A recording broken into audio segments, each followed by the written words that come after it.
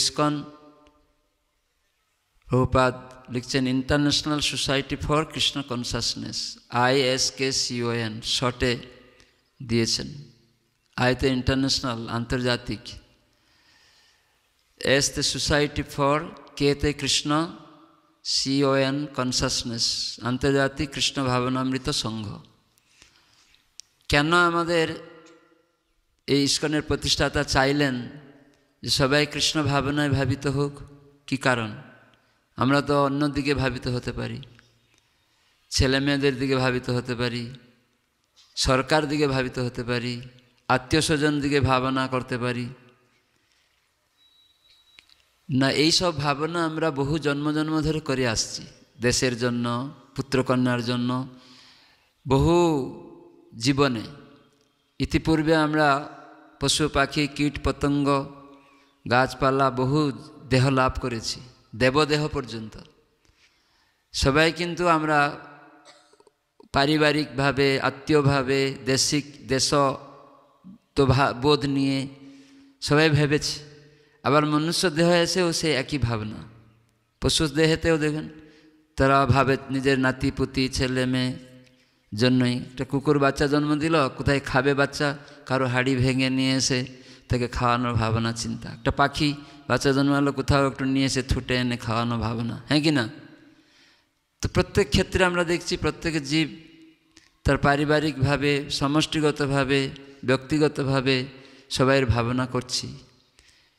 কিন্তু যেহেতু যিনি সৃষ্টিকর্তা এই জীবের, তিনি কি বলেছেন? সবথেকে গুহ্যতম কথা তিনি বলেছেন যে মনমনা ভব মদ্ভক্ত মজ্জাজি মাং নমস্কুরু। যিনি সৃষ্টিকর্তা তিনি মূল কথাটা বলে দিয়েছেন যে আমার কথা ভাবো। কেন? ছেলে মেয়ে, একটা বাচ্চা জন্ম হয়ে গেলে সে মাকেই ভাবে, হ্যাঁ কি না? কান্না করে তেমন মাকেই চাইছে। যখন মা, ছেলে কান্না করছে, যদি কাজ করছে, মা বুঝতে পারে যে আমাকেই ডাকছে, কান্না করছে মানে আমাকেই ডাকছে। কিন্তু মা কাজে রয়েছে, তখন পরীক্ষা করে অনেক সময় মা আমাকে চাইছে নাকি। তখন কি করে? টিভির সামনে কার্টুনটা খুলে দিয়ে এই বাচ্চা দেখো, ছেড়ে দিয়ে আবার কাজ করছে। তখন বাচ্চা কার্টুনটা একটু দেখে তারপরে আবার কাঁ কাঁ করতে থাকে, হ্যাঁ কি না? তখন মা এসে আবার একটা খেলনা ফুল দিয়ে দিল, এই নাও নাও ফুল নাও, আবার কাজে চলে গেল। তো অনেকবার দেখছে মা, কিন্তু যত কিছু দিলেও একটু পরেই সে আবার কান্না করছে। যখন মা বাচ্চাকে কুলে নিয়ে একদম আলিঙ্গন করে স্তন প্রদান করতে থাকে, তখন বাচ্চা কান্না বন্ধ হয়ে যায়, হ্যাঁ কি না? এইসব বাস্তব জিনিস আমাদেরকে বোঝা দরকার। তাই ভগবান আমাদের মাঝে মাঝে সত্যিকার আমরা কাকে চাইছি, কাকে ভাবছি? আমরা জাগতিক কিছু ধন সম্পদ পেয়ে কতটুকু আমার সুখ, এই জন্য প্র্যাকটিক্যাল হবে মনুষ্য জীবনে। অন্যান্য জীবনে এটা তারা বুঝতে পারে না। মানুষ দেখে ও তো অনেক টাকা পয়সা ইনকাম করলো, দেখে গেল সব চলে গেল। এটা ভেবে ভেবে ওর সময় নষ্ট করেছিল, এখন কিছুই নেই। ভেবেছিল বাচ্চা ছেলে চাকরি দিয়ে বা একটা ব্যবসা দিয়ে দিল 20 লাখ টাকা, দেখা গেল ছেলে ফুটিয়ে দিল। কত কি হচ্ছে, আমরা যা কিছু ভাবছি, যার জন্য ভাবছি, সব কিছুই দেখা যাচ্ছে নষ্ট হয়ে যাচ্ছে। আমরা নিজে ভাবেছি অনেক কিছু করার জন্য, সেটা করতেও পারছি না। তো সেজন্য আমরা জানি না। তো সেজন্য যিনি সৃষ্টিকর্তা তিনি জানেন আমাদের আসলে কি প্রয়োজন। তো সেজন্য আচার্যরা তারা এটা বুঝেন, যে আসলে উপলব্ধি করতে পেরেছে, যে কেউ উপলব্ধি করতে পারে না। এই জন্য ভক্ত ভাব, ভগবানকে যে জানে সে ছাড়া আর অন্য কেউ বুঝতে পারে না। এই জন্য অনেকে ভগবান সম্বন্ধে জল্পনা কল্পনা করে বহু লোক, ভগবান এমন তেমন, ভগবান গরিব, দরিদ্র নারায়ণ, এরকম বললে দরিদ্র নারায়ণ সেবাও করতে চলে যায় না লোকেরা। আরে কোথায় ভগবান খুঁজছ? কেউ এসে বলে দিল ওই তো সব রাস্তায় গড়াগড়ি করছে, এরকম অনেকে বলবে। দরিদ্র নারায়ণ সেবা করো, অনেক লোক অনেক কিছু বলে দিবে। কিন্তু সত্যিকারে যে ভগবানকে জানে ভক্ত, সে উপলব্ধি করে। জল্পনা কল্পনা করে অনেক কিছু আমরা ভাবছি, কিন্তু তা না। এই জন্য দুর্লভ মনুষ্য জীবনে যদি আমরা সার্থক করতে চাই, তাই প্রভুপাদ একজন জীবের দরদি দুঃখী ছিল। প্রভুপাদ জীবের প্রতি দরদি, এটাই যে খাওয়া দাওয়া দিলেই দরদি হয় না, পোশাক দিলেই দরদি হয় না, শিক্ষা দিলেই দরদি হয় না, ঔষধ দিলেই দরদি হয় না, ওটা ক্ষণস্থায়ী। এটা পূর্বের কর্ম অনুসারে আমার এখন রোগ আসবে আবার চলে যাবে, খাবার আসবে আবার চলে যাবে, পদবী একটা পদ আসবে তারপরে চলে যাবে, প্রধানমন্ত্রী পদ, রাষ্ট্রপতি পদ আসবে চলে যাবে। এটা পাওয়ার জন্য কেউ সাহায্য করছে বলে কত দরদি আমার জন্য, না। কেন এগুলি নিচ্ছে আবার তো নষ্ট হয়ে যাচ্ছে? আসল কি পেলে সে চিরতরের জন্য সুখী হয়ে যাবে সেটা মানুষ জানে না। চিরতরের জন্য প্রভুপাদ সুন্দর একটা উদাহরণ দিয়েছেন। একটা ধনী লোক, সে তার অনেক পুত্র রয়েছে। একটা পুত্র কিছু একটা মাথা খারাপ হয়ে গেল, ডিস্টার্ব, বাইরে চলে গেল। তারপরে সেটা বাবা মা খুঁজবে কি না, আত্মীয় স্বজনরা খুঁজবে কি না, সবাই খুঁজবে। কিন্তু 10 বছর পরে একটা আত্মীয় দেখছে, আরে আমাদের আত্মীয়র সন্তানটা বেরিয়ে গেছিল, আমরা খুঁজছিলাম, দেখছে বাজারে ছিঁড়া কাপড় পরে, ধনী ঘরের ছেলে, দাড়ি হয়ে কালো হয়ে গিয়ে আর ছিঁড়া কাপড় পরে পাউরুটির দোকানে হচ্ছে, বাবু খেতে দাও। বাবু দেখছে যে গরিব লোক, আমাদের মধ্যে কি ওর ডিউয়ালিটি, দ্বৈত ভাব আছে, আমি খুব শ্রেষ্ঠ, ও খুব খারাপ, ও নিচু, আমি খুব ধনী, ও গরিব, অতএব ও গরিব, তাকে আমি খাওয়াবো, নাম যশ পাবো, এরকম ভেবে রুটি দিয়ে দিল, সবাই আমার প্রশংসা করুক। ও রুটি খেলো, ওই লোকটা দেখছে যার আত্মীয়, আবার গিয়ে একটু শীতকালে কম্বল চাইছে দোকানে, বাবু শীত, কম্বল দিয়ে দিল। আবার একটু পরে গিয়ে দেখছে বাবু আমার জ্বর হয়েছে, ঔষধ দোকানে ঔষধ দিয়ে দিল। এসব নিয়েছে, তখন ওই যে ধনী লোকের আত্মীয় দেখছি সব। তা আপনারা বলুন, এই আত্মীয় কি করা উচিত ওর? আপনাদের কাছে আমার প্রশ্ন। এইরকম ভিন্ন ভিন্ন লোকেরা সাহায্য করছে, এ তার আত্মীয়র লোককে চিনতে পেরেছে, এই ছেলেটা ধনী ঘরের ছেলে, তো সেই আত্মীয়র কি করণীয় আপনাদের মধ্যে থেকে আমি জানতে চাইছি। এরা তো একজন লোক তো সাহায্য করছেই, ধর্ম করছে না, ছেলেটাকে খাওয়ালো, ছেলেটাকে ঔষধ দিল, বস্ত্র দিল, উপকার তো করছেই। কিন্তু এই আত্মীয়, ধনী ঘরের আত্মীয়, এ দেখে এইসব দেখছে, এর কি করণীয় আপনাদের থেকে আমি জানতে চাইছি। হ্যাঁ, কি সাহায্য করবে?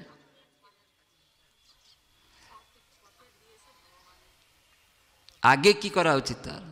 ভগবান পরে, ওই লোকটার কি করা উচিত? হ্যাঁ, নিয়ে তার বাবার কাছে পৌঁছে দেওয়া উচিত। খুব সুন্দর, ধন্যবাদ।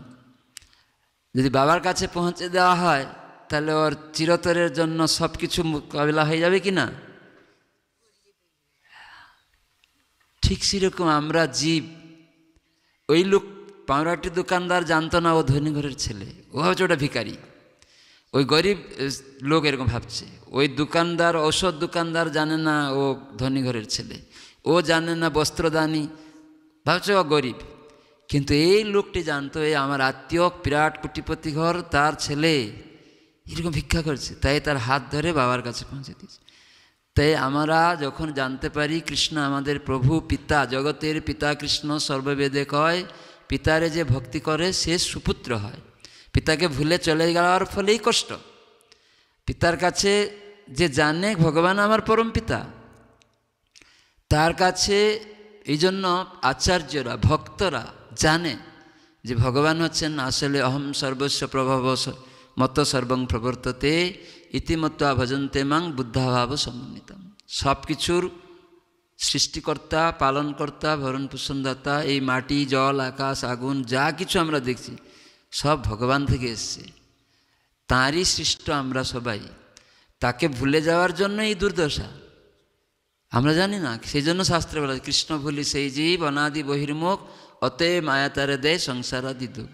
ওই ধনীঘরের ছেলেটি বাবাকে ভুলে যাওয়ার ফলেই তার দুর্দশা। প্র্যাকটিক্যাল আমাদেরকে উপলব্ধি করতে হবে।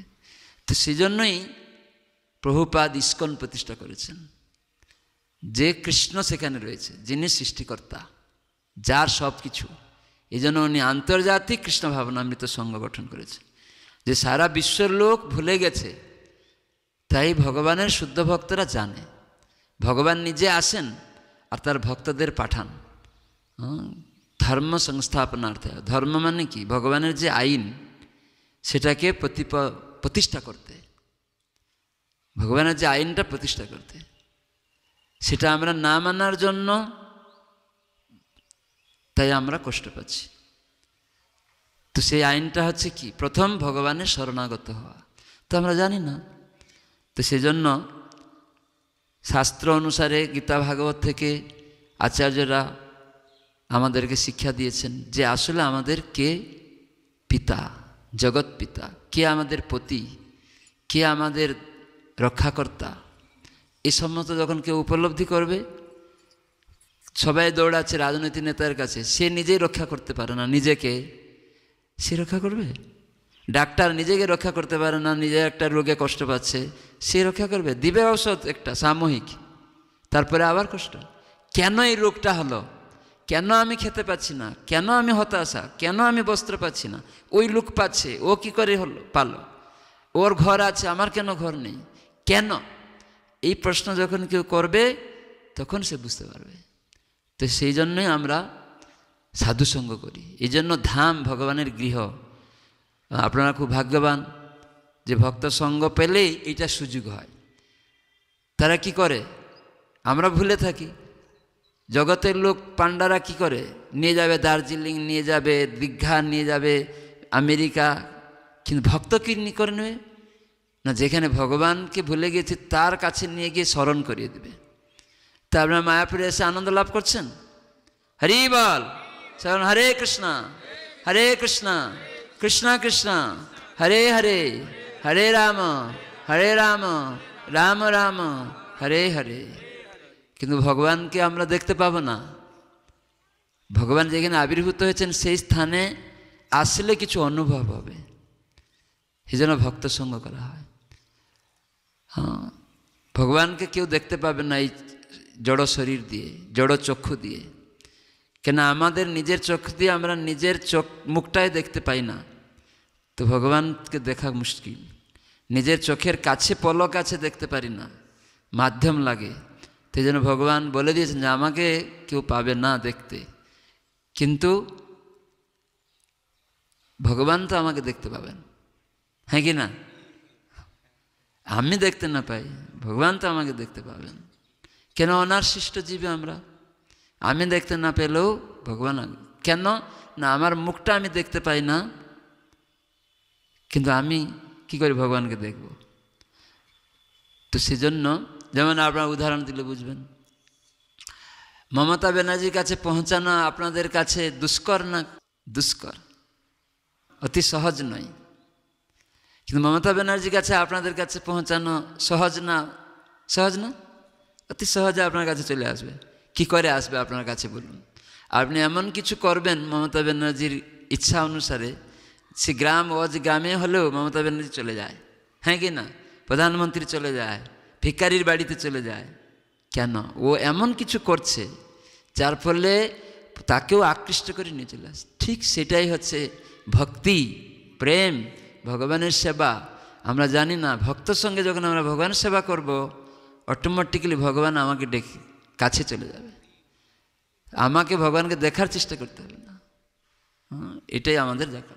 তো একটা ভাগবত প্রভুপাদ সারা বিশ্বের লোকে শিখিয়েছেন ভাগবত প্রতিদিন শ্রবণ কীর্তন করতে। গীতা ভাগবত কেন? যন্ত্র না? আপনারা যখন একটা গাড়ি কিনবেন, মোবাইল কিনবেন, তার বই আছে না, ম্যানুয়াল বুক, অপারেটিং করতে। তো সেই অপারেটিং করতে কেন না? ঠিক ঠিক যন্ত্রটাকে রাখার জন্য। ঠিক এই মনুষ্য দেহরূপক যন্ত্র ঠিক করে রাখতে গেলে গীতা ভাগবত ম্যানুয়াল বুক, সেটা আমাদের জানতে হবে। তো একটা ম্যানুয়াল বুক থেকে আমরা শুনবো আসলে আমাদের কে আরাধ্য এটা জানতে হবে। তো সবাই বলবেন ওম নমো ভগবতে বাসুদেবায়, ওম নমো ভগবতে বাসুদেবায়, ওম নমো ভগবতে বাসুদেবায়। নারায়ণ নমস্কৃত নরং চৈব নরোত্তমং দেবীং সরস্বতীং ব্যাসং ততো জয়মুদীরয়েৎ মুখং করোতি বাচালং পঙ্গুলং হেতগিরিং যৎকৃপাতমহং বন্দে শ্রীগুরুং দীনতারিণং পরমানন্দমাধবং শ্রীচৈতন্য ঈশ্বরং। নষ্টপ্রায়েষু অভদ্রেষু নিত্যং ভাগবত সেবয়া ভাগবতে উত্তম শ্লোকে ভক্তির্ভবতি নৈষ্ঠিकी। হরে কৃষ্ণ কৃষ্ণ কৃষ্ণ হরে হরে, হরে রাম রাম রাম হরে হরে। সবাই বলুন শ্রিয় পতি যজ্ঞ পতি প্রজাপতি ধিয়ান পতি লোকপতি ধরা পতি পতি গতি চ অন্ধক বৃষ্ণি সাত্বতাম প্রসিদতাম মে ভগবান সতাম পতি। তো এখানে দ্বিতীয় স্কন্ধ, ভাগবত 12 স্কন্ধ আছে, 12টা স্কন্ধ, তার মধ্যে দ্বিতীয় স্কন্ধ আমরা শুনছি। তো ভগবানের অঙ্গ হচ্ছে ভাগবত। তো প্রথম স্কন্ধ আর দ্বিতীয় স্কন্ধ হচ্ছে ভগবানের দুটা পা, চরণ। তো সেই দ্বিতীয় স্কন্ধ থেকে আমরা শুনছি কেন ভগবান তার চরণে আশ্রয় দেন। সবাই চরণে আশ্রয় নেওয়া উচিত। চরণে আশ্রয় নিলে, কেন ভগবান হচ্ছেন একমাত্র আশ্রয়দাতা, এই জগতে আর কেউ আশ্রয়দাতা নয়। হয়তো দেয় ক্ষণিকের জন্য, কিন্তু সে পরিপূর্ণ দিতে পারে না। তো সেজন্য এইখানে খুব সুন্দর কথা বলা হচ্ছে।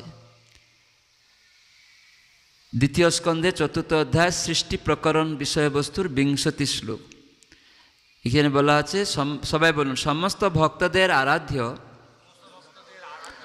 ভগবান অন্ধক বৃষ্ণি প্রমুখ যদুবংশ রাজাদের পালক এবং গৌরব ও সৌভাগ্যের অধিষ্ঠাত্রী লক্ষ্মী দেবীর পতি, সমস্ত যজ্ঞের নির্দেশক এবং সেই সূত্রে সমস্ত জীবের নায়ক, সমস্ত বুদ্ধিমত্তার নিয়ন্তা, জড় এবং চেতন সমস্ত লোকসমূহের অধীশ্বর এবং পৃথিবীর পরম অবতার সর্বেশ্বর্বা ভগবান শ্রীকৃষ্ণ আমার প্রতি প্রসন্ন হন। এখানে ভগবানের গুণগান করা হচ্ছে। এটা আমরা যখন জানব যে ভগবান হচ্ছেন সবাইয়ের আরাধ্য, প্রত্যেকের, এই জগতে অন্য কেউ আরাধ্য নয়। এই জন্য শিব মহাজন উনি বলেন আরাধনা নাং সর্বেশাম, সমস্ত আরাধনার মধ্যে শ্রেষ্ঠ আরাধনা আছে বিষ্ণু আরাধনাম, পরম, পরম মানে শ্রেষ্ঠ। আবার তার থেকেও শ্রেষ্ঠ তদীয়ানাম সমর্চনম, যারা সেই ভগবান বিষ্ণুর আরাধনা করেন তারা হচ্ছেন আরও শ্রেষ্ঠ। তার মানে ভক্ত। কেন না, ভক্তের মাধ্যমে আমি ভগবানকে বুঝি, ডাইরেক্ট আমরা বুঝতে পারি না কীরকম ভগবান আমরা জানি না। যেমন আপনার এই ক্যামেরা আগে লোকেরা দেখে নাই, বা মোবাইল আগে লোকেরা জানতো না। অনেক গ্রাম আছে ও এখনও জানে না কিছু কিছু জিনিস আছে। ক্যামেরা তার সামনে নিয়ে টেবিলে রেখে দেওয়া হয়, বা মোবাইল একটা কম্পিউটার, টাওয়াজ গ্রামে কেউ বাইরে বেরোয় না, কোনো দিন দেখেইনি কিছু, একদম ভিতরে আছে। তাদের টেবিলের উপরে একটা ল্যাপটপ নিয়ে রেখে দেওয়া হলো, বা টিভি নিয়ে রেখে দিল। ওরা কোনো দিন টিভিও দেখেনি জীবনে। ইলেকট্রিক লাইন নেই, টিভি কোনো বাইরে বেরোয় না, সেখানে টিভি একটা টেবিলে রেখে দেওয়া হলো। তাদেরকে যদি বলা হয় ভাই টিভি দেখেছো, ওরা কি বলবে? না বলবে কি না? বলে আমরা টিভি বলে কিছু জানি না, শুনিনি, কিন্তু টিভিটা তো টেবিলেই আছে, টেবিলের উপরেই তো টিভিটা আছে, তো ও তো দেখছে, কিন্তু বলতে পারছে না। আমরা সবাই ভাবি আমি ভগবানকে দেখে নিব। কি করে দেখবেন? কি করে বুঝবেন?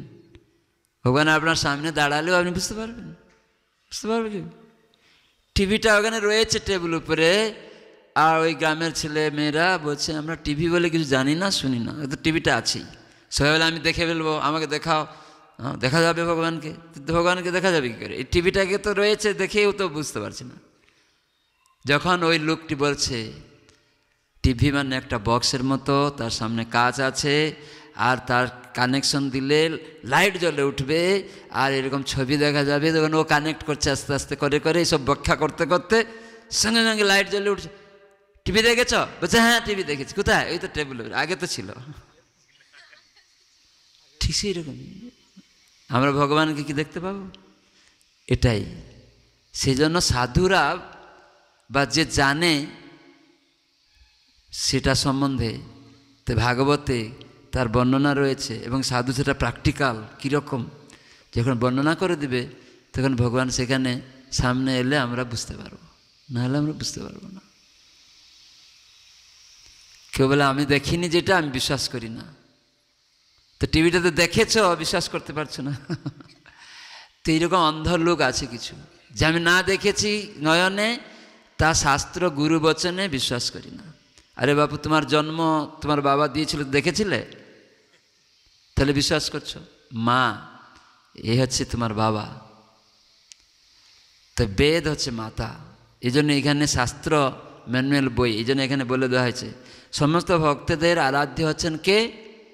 ভগবান কৃষ্ণ, পরমেশ্বর, নিয়ন্তা।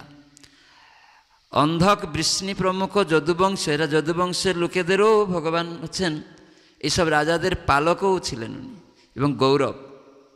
তাদের কাছে ভগবান হচ্ছিলেন সব কিছু।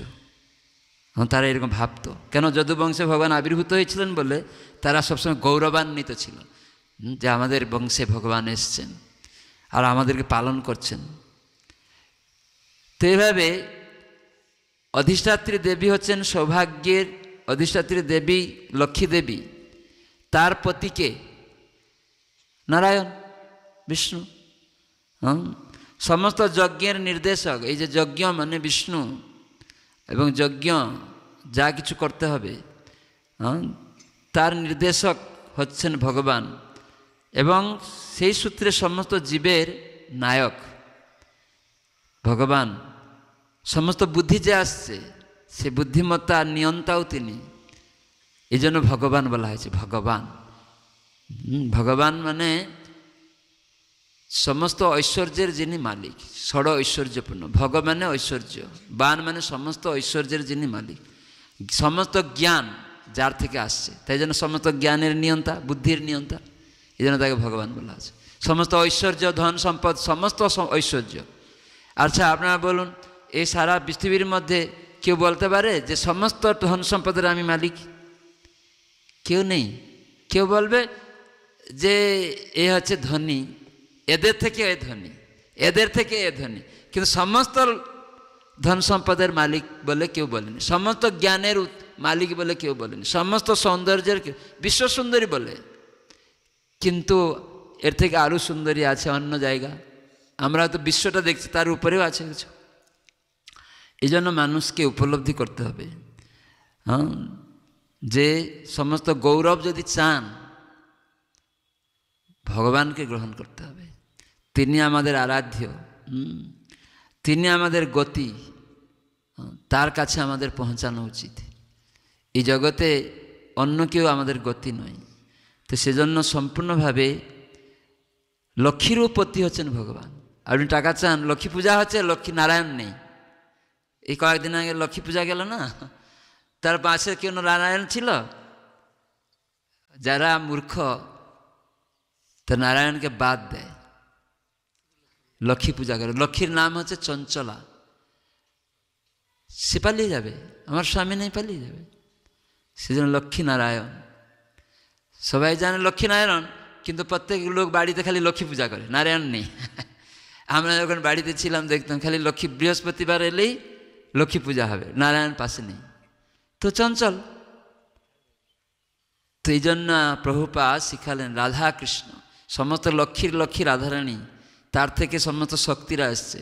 এই জন্য এই গত মাসটা, কার্তিক মাসটা বলা হতো ঊর্জা ব্রত মাস, হ্যাঁ, কার্তিক মাসটা রাধারানীর একটা নাম ছিল ঊর্জেশ্বরী।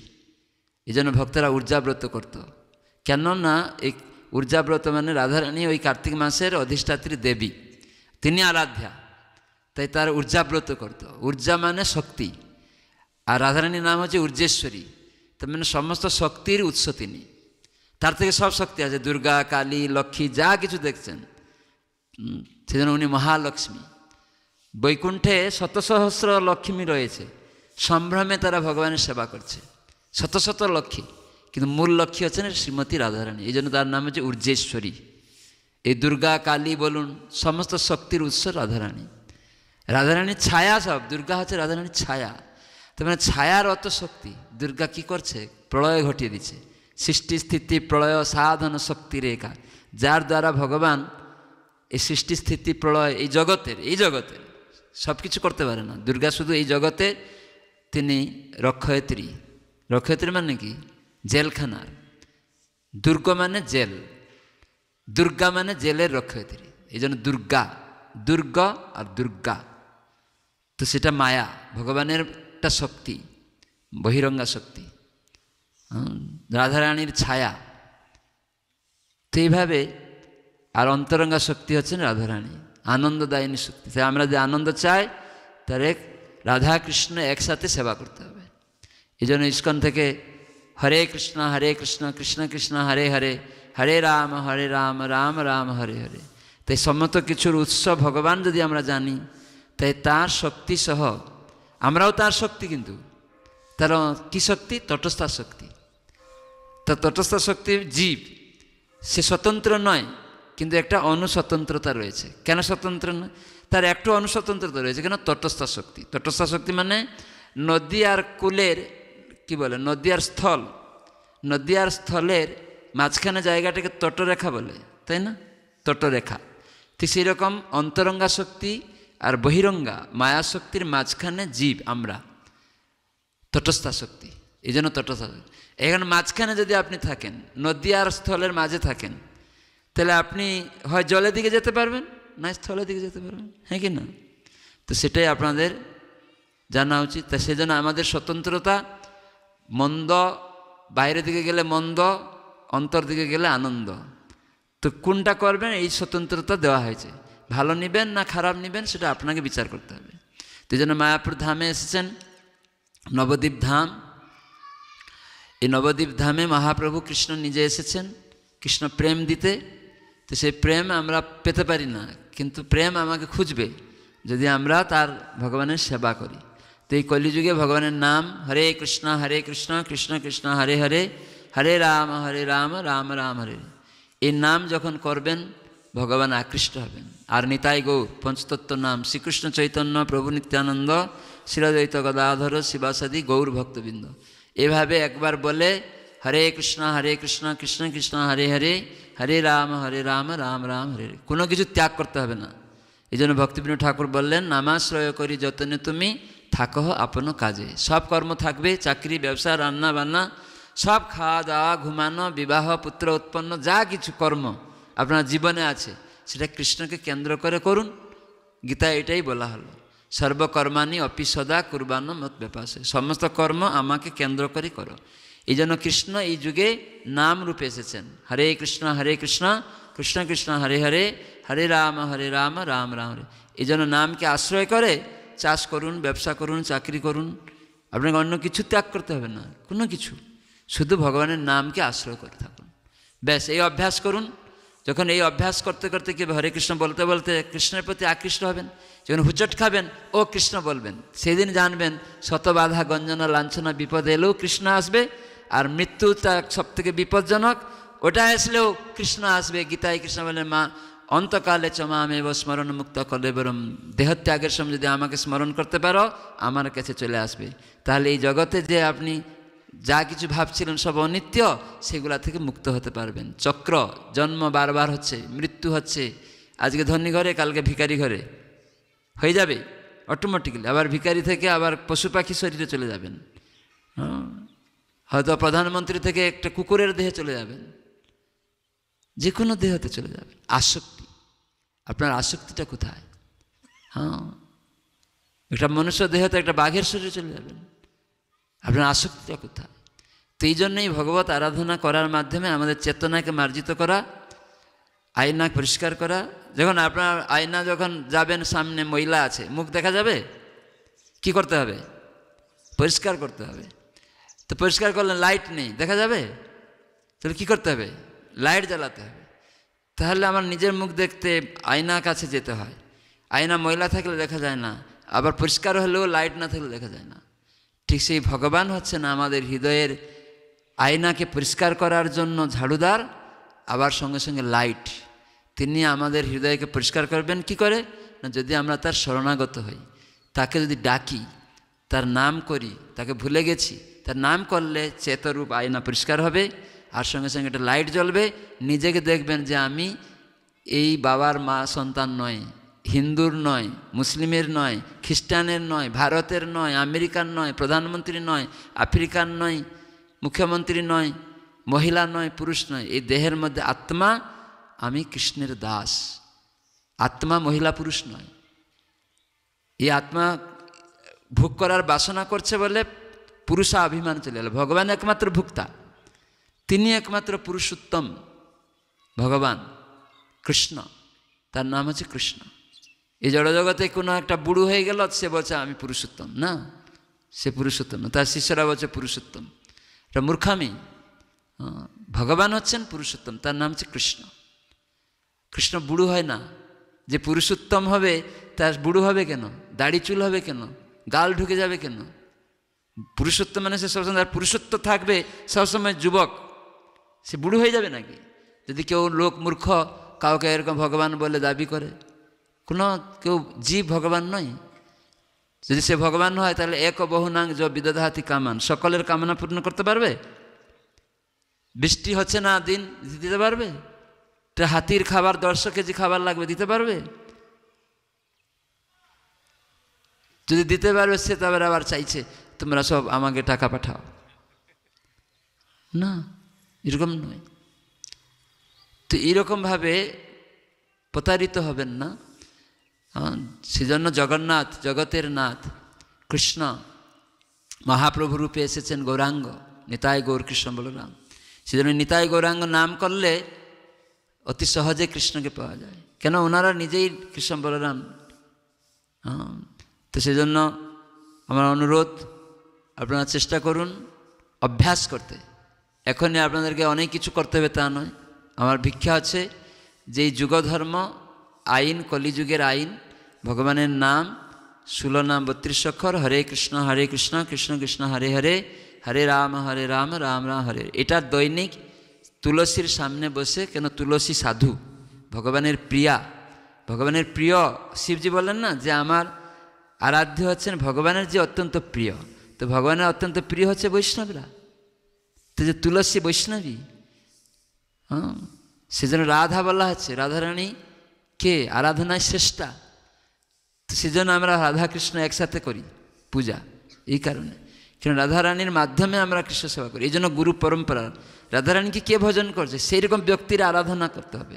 সেই ব্যক্তির মাধ্যমে যখন আমরা সেবা অর্পণ করবো, আর রাধারানী নিয়ে ওই সেবাটা কৃষ্ণকে দিয়ে দেবে। এই জন্য গুরু পরম্পরা বলা হয়েছে। এই জন্য পরম্পরা, সেই জ্ঞানটা পরম্পরার মাধ্যমে এসছে। আর আমরা সেই পরম্পরার মাধ্যমে জ্ঞান নিব কি না, কৃষ্ণ পরমেশ্বর ভগবান পুরুষোত্তম, তার সেবা করতে হবে। তাই যিনি বৈষ্ণব হবেন, ভগবানের প্রিয়, তিনি এটাই শিখাবেন। ভগবানের প্রিয় সে কি বিমুখ করাবে? না না, তুমি এটা ভজন করো, সেটা ভজন করো, তাহলে তো এটা খারাপ হয়ে গেল। আপনার বিয়ে হয়েছে, ছেলে মেয়ে, আপনাকে জানে এটা এর স্বামী। স্ত্রী কখনো সে অন্য পুরুষের সঙ্গে যাচ্ছে, তখন কি বলবে? বেশ্যা হয়ে গেছে, বলবে না? দুরাচারিণী, তোমার স্বামী এটা নয়। সে অন্য পুরুষের কাছে যদি ঘুরে, তাকে খারাপ বলবে না? ঠিক সেরকম আমরা ভগবান আমাদের আরাধ্য, তাকে লোক জানে যিনি, তো যে জানে এর স্বামীটা এইটা, তো বুঝবে না তোমার স্বামী ওইটা, তুমি এর কাছে ঘুরছো কেন? সে সেটা বুঝাবে না অন্য বুঝাবে, তুমি অন্যদিকে মিশো, অন্যদিকে মিশো, তার মানে ওটা খারাপ শেখাচ্ছে কি না? ঠিক আমরা ভগবানের অংশ, গীতা ভাগবত বলা হলো। তাহলে যে ভক্ত হবে সে এটা শিখাবে যে কৃষ্ণ আরাধনা করো। না বলবে তুমি যাও দুর্গার পূজা করো, কালীর পূজা করো, শিবের পূজা করো। এটা যে বলবে মানে ও বিভ্রান্ত করছে, তার মানে ও বেশ্যাবৃত্তি শিখাচ্ছে। সেই জন্য গীতায় কৃষ্ণ বলছেন মাম চ যো অব্যভিচারেণ ভক্তি যুগেন সেবতে। এই জন্য অব্যভিচার, ব্যভিচার নয়, ব্যভিচার মানে বেশ্যা, অব্যভিচার মানে সে স্বামীর কাছে আছে। এইটা যিনি শিখাবেন তিনি হচ্ছেন প্রিয় ভগবানের। যে এটা সেটা শিখাবে, এদিকে দৌড়াবে, চঞ্চল হয়ে যাবেন তো আপনি, আপনি তো স্থির হবেন না। তো এই জন্য সে ভক্ত নয়, সেজন্য ভক্ত সঙ্গ করতে। এই জন্য শিবজি বললেন আরাধনা নাম সর্বেশাম, সমস্ত আরাধনার মধ্যে শ্রেষ্ঠ আরাধনা বিষ্ণু আরাধনাম পরম, সেটা পরম, কিন্তু তার থেকেও আরও শ্রেষ্ঠ তদিয়া নাম সমর্চনম, যারা তার কথা বলে তার প্রতি আকৃষ্ট করে দেয়, সেই ব্যক্তি, সেই ভক্তচরণে আমি আরাধনা করছি। কেন? তার মাধ্যমে কৃষ্ণকে পাওয়া যায়, শ্রেষ্ঠ আরাধনাকে জানা যায়। এই জন্য শিব মহাজন, তার পদাঙ্ক অনুসরণ করা আমাদের এই জন্য উচিত। শিবকে আমরা প্রার্থনা করছি, হে শিবজি আপনি ভগবানের প্রিয় ভক্ত মহাজন, দয়া করে আমি কৃষ্ণ ভক্তি করতে পারি, সেরকম শুদ্ধ ভক্তকে আমার কাছে পাঠান। বা কৃষ্ণ আরাধনা, আপনি ভগবানের ভক্ত, আমাকে কৃষ্ণ ভক্তি দান করুন। এই প্রার্থনা আমরা করতে পারি দেবদেবীর কাছে। না দেবদেবীর কাছে গিয়ে ধনং জনং সুন্দরিং ভার্যাং, তাহলে কি হবে? যে মূর্খ এটা চাইবে। কেন চাইবে? ইন্দ্র সুখ করার জন্য। কিন্তু মূর্খ কেন বলা হলো? না সুন্দরী স্ত্রী কতদিন তার রূপটা থাকবে? একটা রোগ হয়ে যাবে, শেষ। একটা মশা কামড়াবে, এখন কি মশা বেরিয়েছে? ডেঙ্গু কামড়াবে, সুন্দরী রূপটা কালো হয়ে যাবে, রক্ত জমে যাবে বা কিছু হয়ে জ্বর আসবে, হসপিটালে চিটপটে থাকবে, শেষ। তাহলে সুন্দর রূপের প্রতি আকৃষ্ট, টাকা পয়সা আজকে কাছে চলে যাবে, সুন্দর স্বামী কালকে চলে যাবে, স্ত্রী চলে যাবে, বিদ্যা চলে যাবে, সব চলে যাবে। এই জন্য মূর্খ বললেন কৃষ্ণ। যারা মূর্খ দেবতাদের কাছে গিয়ে ধনং জনং সুন্দরী, তার দুর্গাপূজায় ব্রাহ্মণ কি বলে সবসময় বলুন? আপনারা তো সবাই গিয়েছেন দুর্গাপূজায়, না? কি পুষ্পাঞ্জলি দেওয়া হয়? ধনং দেহি যশং দেহি বিদ্যাং দেহি সুন্দরী ভার্যাং দেহি। দেহি দেহি মানে দেহ সুখে। দেহটা তো অনিত্য, কয়দিন থাকবে আপনার এই রূপ জৌলস? এনি টাইম শেষ হয়ে যাবে। তো এই মূর্খর মতো এইগুলা চাইছো কেন? ভগবানের সেবা চাও। এই জন্য গীতায় কৃষ্ণ বললেন যাদের জ্ঞানটা নষ্ট হয়ে গেছে, বুদ্ধিটা নষ্ট হয়ে গেছে, তারা দেবতাদের পূজা করে এইসব কামনা করবে, আর তাদের ফলটা অনিত্য, এটা জানে না। তো সেজন্য আমরা এখানে জানলাম প্রকৃত পতি, প্রকৃত যজ্ঞ, যে প্রজাপতি, যা কিছু আমরা দেখছি সমস্ত প্রজাদের মধ্যে পতি, প্রজাপতি। তো সেই ভগবান সমস্ত গন্তব্যস্থল জীবনে আমাদের হওয়া উচিত কৃষ্ণ পাদপদ্ম। নয় আমেরিকা, নয় দীঘা, গন্তব্যস্থল এই যে ধামে এসছেন, এটাই হওয়া উচিত। বৃন্দাবন, নবদ্বীপ, পুরী, এই ধাম কেন? এখানে কৃষ্ণ আবির্ভূত হয়েছেন। এই জন্য আপনারা খুব ভাগ্যবান যে ভক্তদের সঙ্গ করেছেন বলে তারা গন্তব্যস্থল নিয়ে এসছে কোথায়? নিত্য ধাম, এই মহাপ্রভুর স্থানে নবদ্বীপ। এটা স্বয়ং রাধারানী তৈরি করেছেন। এখানে যদি কেউ এক পা হেঁটে আরেকটা পা বাড়ায়, শত শত মানে অশ্বমেধের যজ্ঞ ফল পেয়ে যায়। কিন্তু ভক্তরা যজ্ঞের ফল, অশ্বমেধ যজ্ঞ ফল চায় না, স্বর্গবাস চায় না, কেন? ওটা অনিত্য। কিন্তু এই ধামে অটোমেটিক্যালি ওটা পেয়ে যায়, অটোমেটিক না চাইলেও। তো ভগবত ভক্তিটা এইরকমই। তাহলে কৃষ্ণ ধামের অত মহিমা। খালি নবদ্বীপ নবদ্বীপ বলুন, সবাই নবদ্বীপ বলুন, জয় নবদ্বীপ ধাম, জয় নবদ্বীপ ধাম। আমাদের থেকে পাষণ্ড তো চলে যাবে, পাষণ্ড তো। এত কৃপাময় আমার রাধারানী তৈরি করলেন। কৃষ্ণ এখানে যখন আসলেন, এসে কৃষ্ণকে আকৃষ্ট করলেন রাধারানী।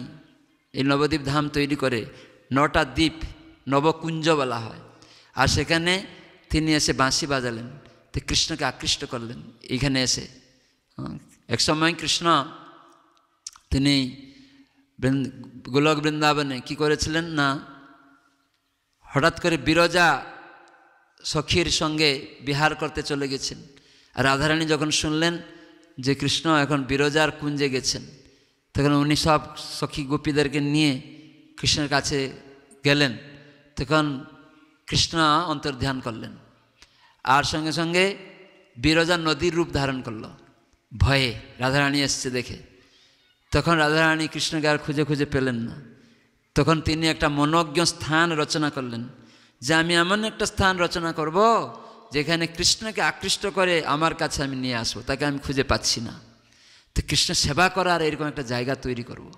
তো এইরকম একটা জায়গা করলেন, গঙ্গা যমুনা বইছে, সেখানে অনেক সুন্দর তরু লতা গাছ, সমস্ত রকম পাখি কুজন করছে, ময়ূর ভ্রমর হরিণ কত রকম সব সুন্দর করে সাজিয়ে।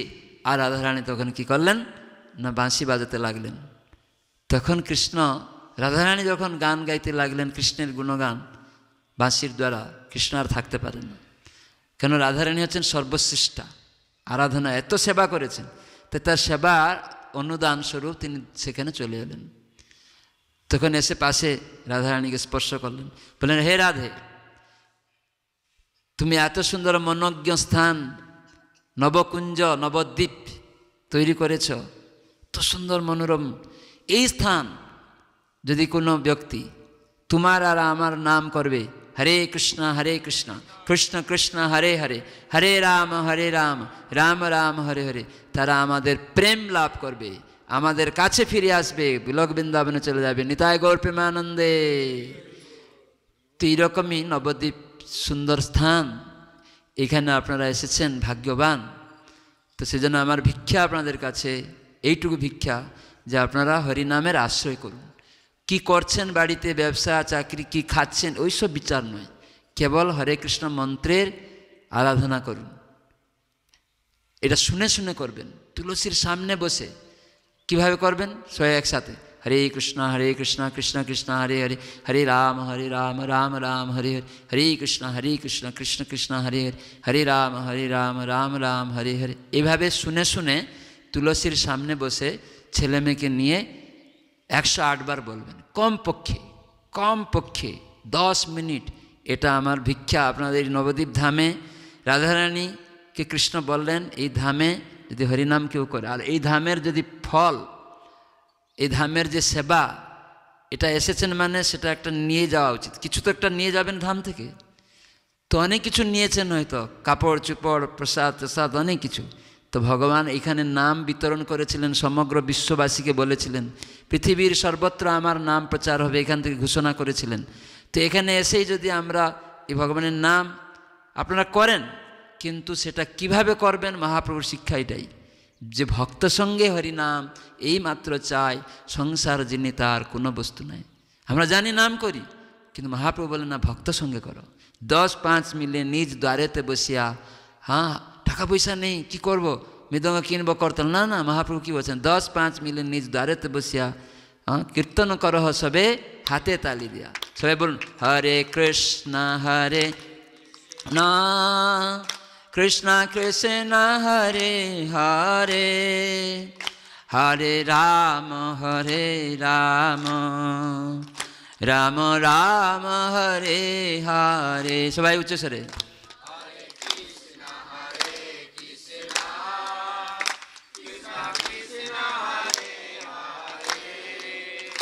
হরে রাম রাম রাম হরে হরে, হরে কৃষ্ণ কৃষ্ণ কৃষ্ণ হরে হরে, হরে রাম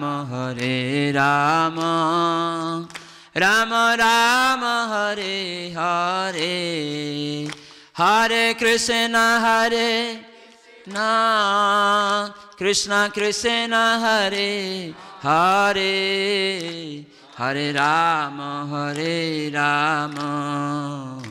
রাম রাম হরে হরে। এভাবে হাততালি দিয়ে ছেলে মেয়েকে নিয়ে কিছু সময় কীর্তন করবেন, আর জপমালা নিয়ে অভ্যাস করবেন। দীক্ষা না, দীক্ষা যখন তখন নয়, দীক্ষা অভ্যাস করতে করতে জানতে হবে, কেন আমি দীক্ষা নেব, কেন আমি এই মনুষ্য জন্ম পেয়েছি, এখানে ভগবানের সাথে আমার কি সম্বন্ধ, এগুলো উপলব্ধি করতে গেলে এই জন্য সাধুর সঙ্গে ভগবানের নাম করতে করতে তখন ইচ্ছা হবে যে না, আমি নাম আরও কীভাবে সুন্দর করব। তখন ভগবান কাছে প্রার্থনা করলে ভগবান তার শুদ্ধ ভক্তদেরকে পাঠিয়ে দেবেন। যে কেউ এসে গেল দীক্ষা নাও, না, এরকম না। দেখবেন ইস্কনে কেউ এলে দীক্ষা দেয় না। কত বছর পরে দীক্ষা পেয়েছ? 7 বছর ঘুরে ঘুরে তারপরে দীক্ষা পেয়েছ। আগে অভ্যাস। জমিটা কর্ষণ করুন, না গিয়ে জঙ্গলের মধ্যে ধান ছড়িয়ে দেবেন। জঙ্গলে ধান ছড়ে কেউ? আগে হাল করতে হয়, ঘাস তুলতে হয়, মূল থেকে গাছ শিকড় তুলতে হয়, কত কিছু করতে হয়। হাল করে করে মাটিটা উর্বর করতে হয়, গোবর দিতে হয়, কত কিছু কাঠকুড় পুড়িয়ে তারপরে বীজ বপন করা হয়। তো সেটা চাষি, আমাদের এই ক্ষেত্র জমি, গীতায় কৃষ্ণ বলেছেন এই দেহটা একটা জমি। তো এটাকে আমাদের চাষ করতে হবে, হাল করতে হবে। সেজন্য গুরু বৈষ্ণবদের নির্দেশ ফলো করতে হবে, শাস্ত্রের নির্দেশ যখন আমরা আচরণ করতে লাগবো, আস্তে আস্তে অভ্যাস করতে লাগবো, তখন পন্থা বলি, ও হরিনাম করলাম, এবারে একটু যাই সাধুসঙ্গ করি, সপ্তাহে একদিন করি, নিজের বাড়িতে প্রতিদিন করি। একদিন করতে করতে তখন আপনার ইচ্ছা হয় না প্রতিদিন করব। তো প্রতিদিন করতে করতে তখন ছেলে মেয়ে করছে না, তাদের নিয়ে করব। আমার ছেলে আমার জন্য এসেছে, সে হয়তো জানে না, অজ্ঞ, তাকে আমাকে শিখাতে হবে। তাই বাবা মা হচ্ছে তখনই গুরু, যখন তার সন্তানকে কৃষ্ণ ভক্তি শিখাবে। কেন এই জন্ম মৃত্যু চক্র হচ্ছে? প্রথমেই বলেছিলাম, কেন বারবার ও খেতে পায় না, কেন ওষুধ রোগ হচ্ছিল? প্রকৃত বাবাকে ভুলে গেছিল বলে, হ্যাঁ কি না?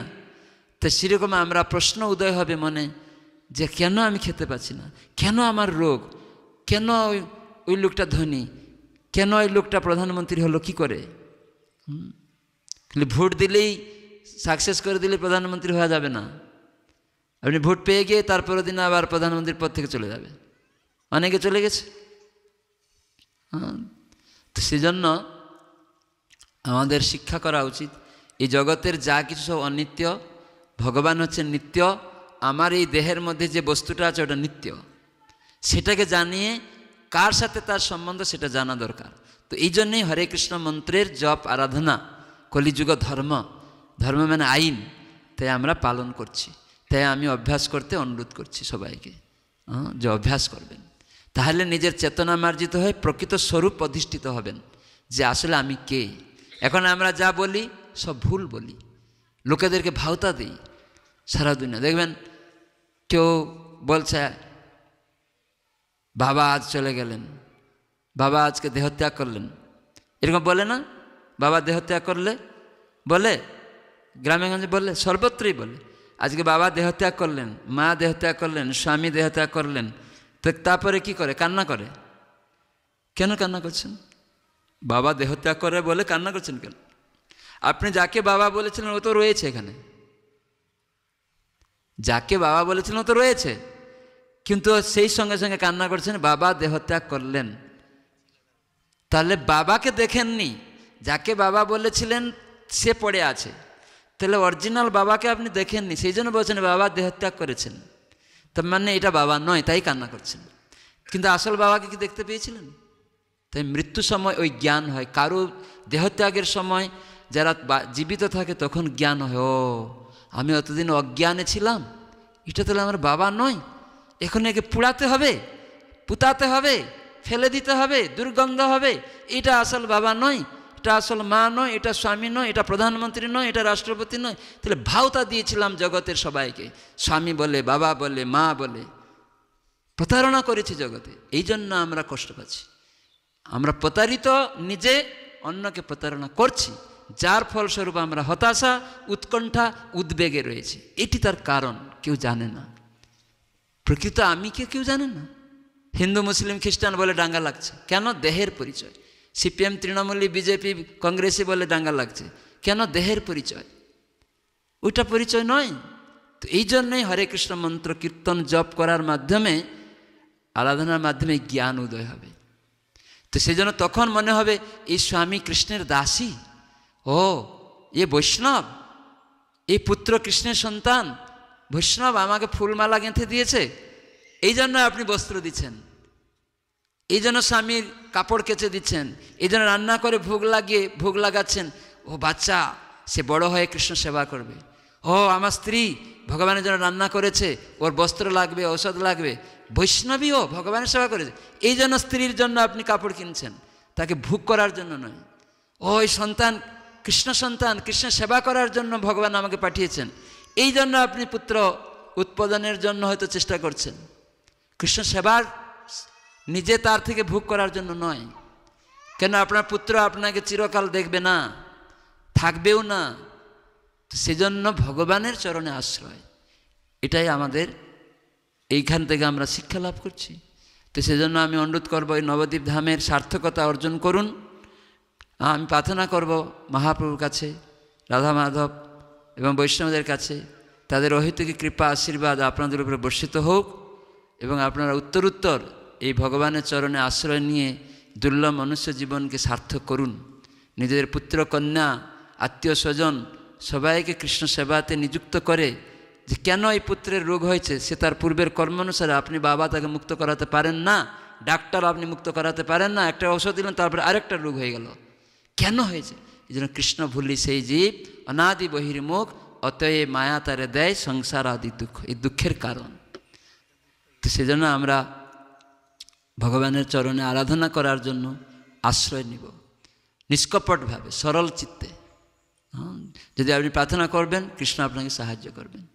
ঠিক আছে, এখানে আমি শেষ করছি। আপনারা সবাই মন্দিরে যাবেন, দর্শন করবেন।